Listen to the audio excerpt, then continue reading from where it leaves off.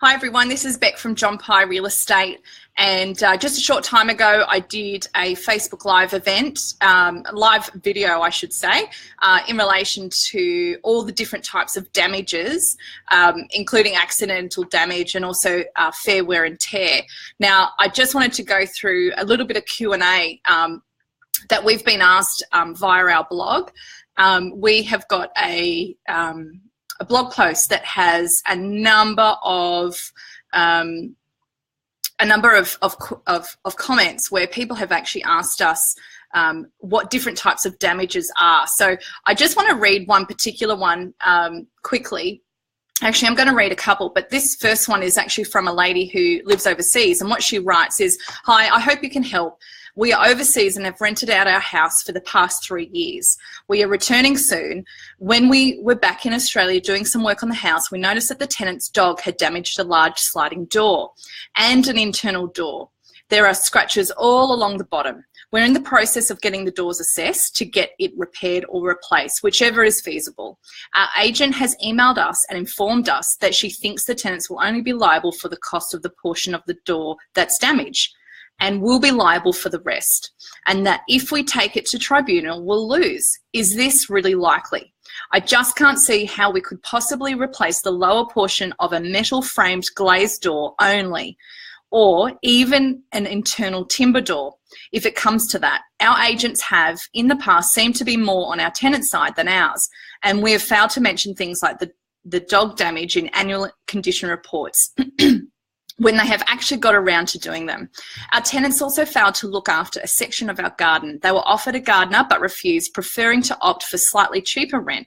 And many plants in that section died, and it was overrun with weeds. After we realised that the garden hadn't been looked after, again, it wasn't noted by our agents, we had to find out for ourselves. We insisted they take the option of a gardener, but the damage had already been done. I'm concerned that we're going to end up paying for our tenants' damage, negligence, especially as our agents seem blind to this and possibly other damage. Any advice you can give us would be gratefully appreciated."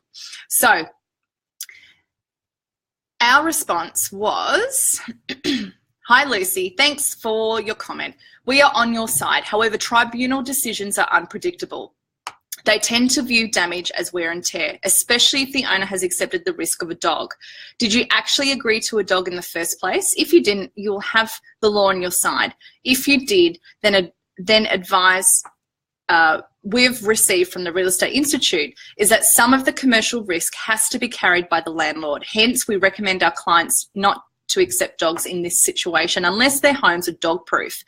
They will also scratch floorboards as well as doors. In your case, we recommend you obtain a quote and then instruct your agent to defend your position based on before and current condition reports. We also recommend that you try to sort it out prior to any hearing and insist that the tenant pays 100% of the damage. If you can't get 100%, try to compromise a position. The tenant is definitely responsible for plants and weeds in your garden. We trust your agent took some photos of the garden at the commencement of the tenancy, as that will be the only evidence you can refer to. The tenant will have to restore the garden as it was at the start of their tenancy. We hope this helps." Further to that original comment, we've actually got some advice about the garden from the Real Estate Institute, and their position is that tenants are to weed and cut lawns, but in fact are not responsible for the life of the plants of flowers. So keep that in mind. Now, what I'm going to do is put our messenger link into the comments of this video, and if you want more information about that or other items, you can actually send us a message via our messenger. I'm going to grab another comment from someone else to share.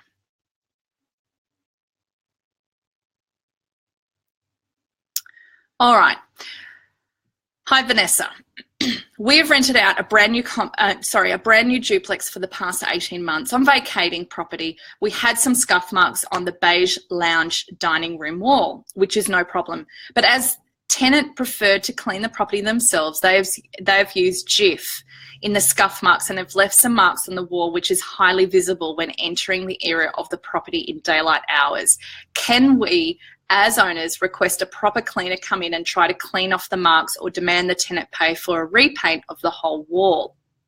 Now, Vanessa's response was this. So thanks for your comment. Have you tried to clean the wall again with sugar soap? Do you know what initially caused the scuff marks?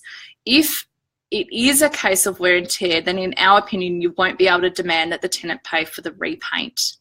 That's actually quite a common thing that does happen, where well-meaning tenants do try and clean things like scuff marks off walls, and then they use inappropriate cleaning products, and it actually tends to make the problem even bigger. All right.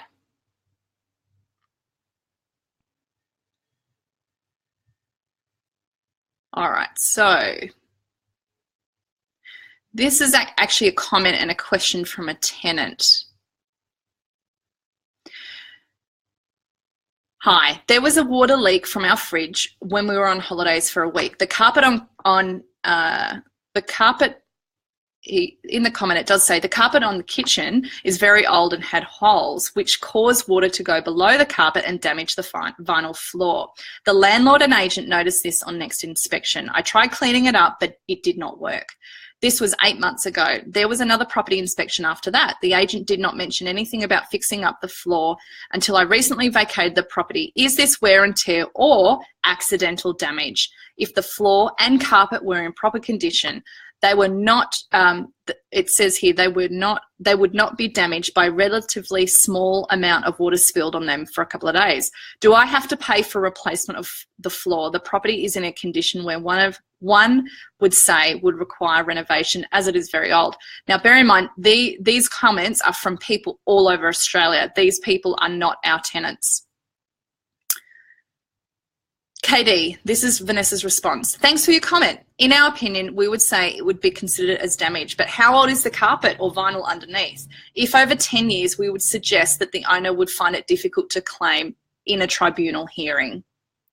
Then they respond, the carpet and vinyl are more than 20 years old. The agent is not asking me for carpet, but pay for vinyl replacement. Can I refuse to pay for replacement because they were old and end of life? Now, Vanessa's response, in our experience, the tribunal considers anything over 10 years to be depreciated to a nil value. So it would be difficult for the owner to claim compensation in a tribunal.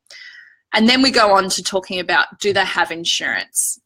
Because that is certainly something that if the owners wanted to, they could actually talk to their insurance, their landlord insurance company and seek advice. But as Vanessa mentioned in that response, anything over 10 years, if it is damaged, then the depreciation has a value of nil. Now, one more question that I will read, and then we'll finish.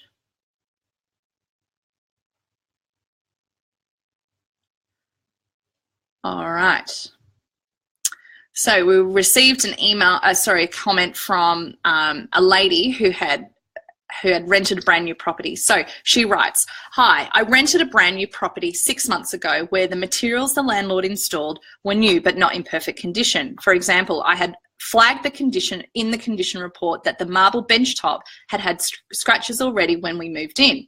Question is, we are moving out soon after a 6-month lease, and despite placing many placemats and using cutting boards all the time, there's etch marks on the marble from some splashes of water with a bit of citrus. Usually I cleaned up immediately, but there's some spots which could be seen from certain angles and bright lighting. Is this fair wear and tear? Now, response to that is, hi Cindy, thanks for your question. Were you warned how to care for the marble?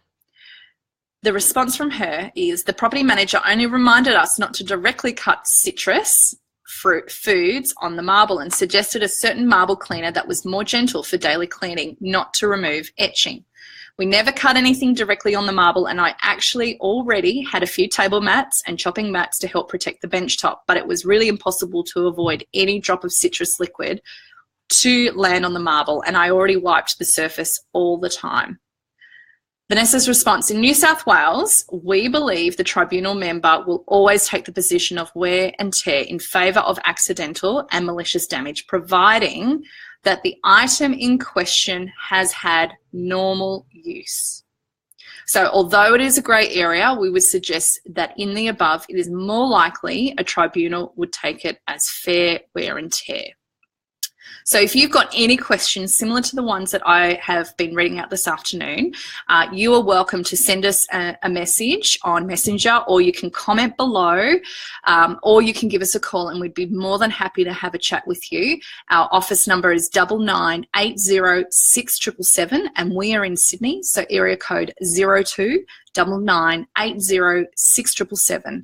And if you are having any issues with your property manager and you are looking for a new property management firm to take care of your investment property, we would be delighted to help you with that as well. And we can take you through the steps of transferring the management. It's a very easy process. So feel free to get in contact with us, and thanks for watching this afternoon.